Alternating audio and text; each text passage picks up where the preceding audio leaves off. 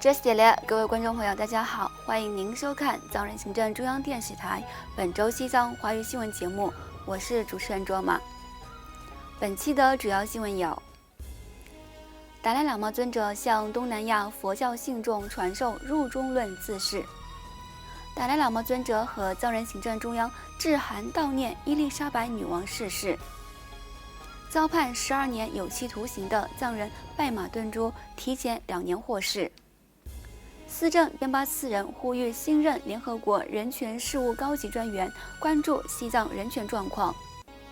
驻台代表格桑坚参在玄奘大学指导藏学和藏传佛教研究课程。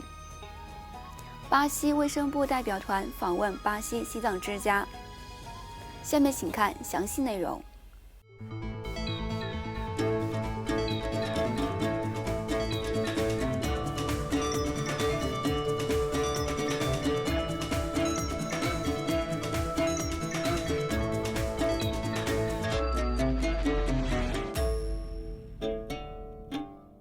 应新加坡、马来西亚、泰国、印度尼西亚等东南亚佛教信众的共同祈请，西藏精神领袖达赖喇嘛尊者于本周四9月15号开始，为期2天，在印北达兰萨拉的大乘法院向各方信众传授月称论师所著的入中论自释。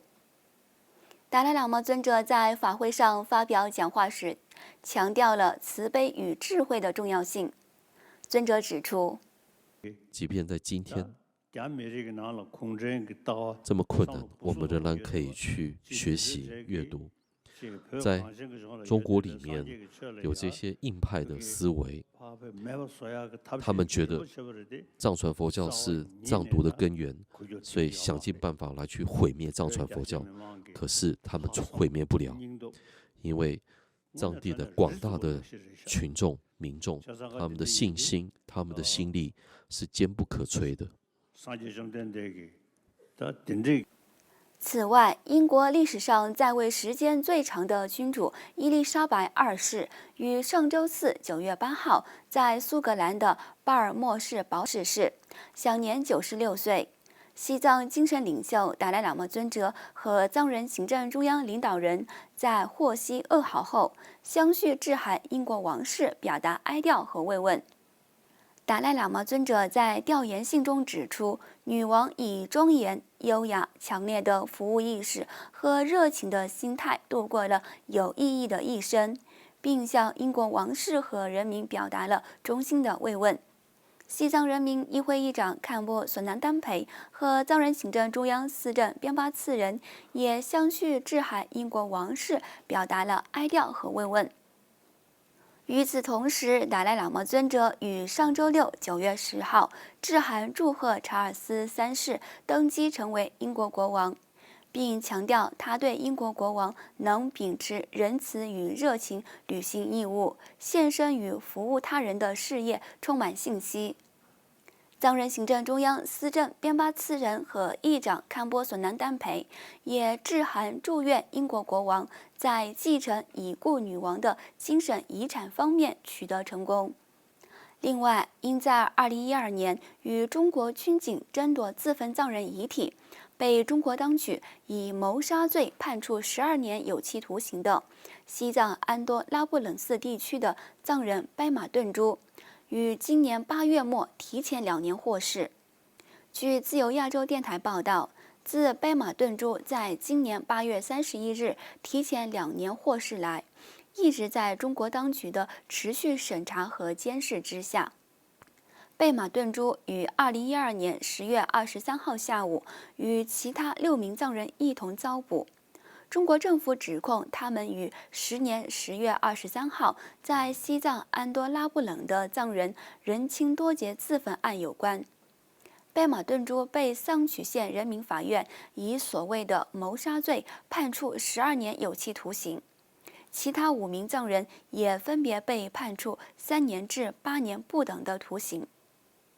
报道进一步指出，尽管上述藏人已经获释，但他们仍遭受到地方当局的监督和限制。自2009年以来，西藏境内已知有157名藏人以自焚的方式抗议中国当局在西藏实施的强权高压政策。此外，藏人行政中央司政边巴次仁于本周四9月15号致函奥地利外交官、联合国资深工作人员福尔克·蒂尔克先生，祝贺他被任命为联合国人权事务高级专员一职。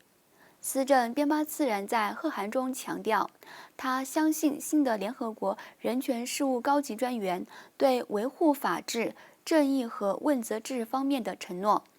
并进一步赞扬了联合国人权事务高级专员近期发布的有关东突厥斯丹人权状况的评估报告，以及敦促高级专员办公室对西藏的整体人权状况进行评估，特别提醒高级专员关注西藏人民面临的各项问题，如中国政府在整个西藏展开的大规模非自愿采集基因活动，以及大规模殖民式寄宿学校制度，以及西藏境内日益严重的人权问题。联合国秘书长安东尼奥·古特雷斯先生提议蒂尔克接替8月31号结束任期的高级专员巴切莱特女士。联合国193名成员国大会于本周四一致批准了这项任命。另外，继今年3月16号台湾玄奘大学藏传佛教研究中心与藏人行政中央驻台湾办事处举行会谈后，驻台代表格桑坚参于上周日9月11号开始在玄奘大学指导藏学和藏传佛教研究课程。当天下午，在该校藏传佛教研究中心主任释照慧法师的陪同下，驻台代表格桑坚参连续4个多小时为该校17名学生和1名观察员讲解了西藏的地理环境、人文风情和当前的政治地位。根据课程安排，第一学年将在8周内完成。代表格桑坚参办事处佛法导师格西丹增南卓仁波切、前任导师格西建碑清真、格西阿汪欧珠和格西汪秋将在期间相续教授与西藏和藏传佛教相关的一系列的课程。请继续收看本期节目的最后一则消息。巴西卫生部国家协调员克里斯蒂安·托马斯博士于近日礼节性地拜访了巴西西藏之家，受到了西藏之家负责人及藏人行政中央驻拉丁美洲代表景美次仁先生的接待。代表景美次仁先生向来访的托马斯博士和随行人员介绍了西藏的传统文化和当前西藏境内的紧张局势，以及西藏之家的日常工作情况和宗旨。西藏之家的唐卡画师阿汪洛迪带领托马斯博士和随行人员参观了从9月7号至18号在西藏之家举办的西藏艺术展，随后旁观了西藏唐卡绘画艺术相关的研讨会。观众朋友，以上就是本期节目的全部内容。欲了解更多有关西藏境内外的讯息，请登录屏幕下方的网址。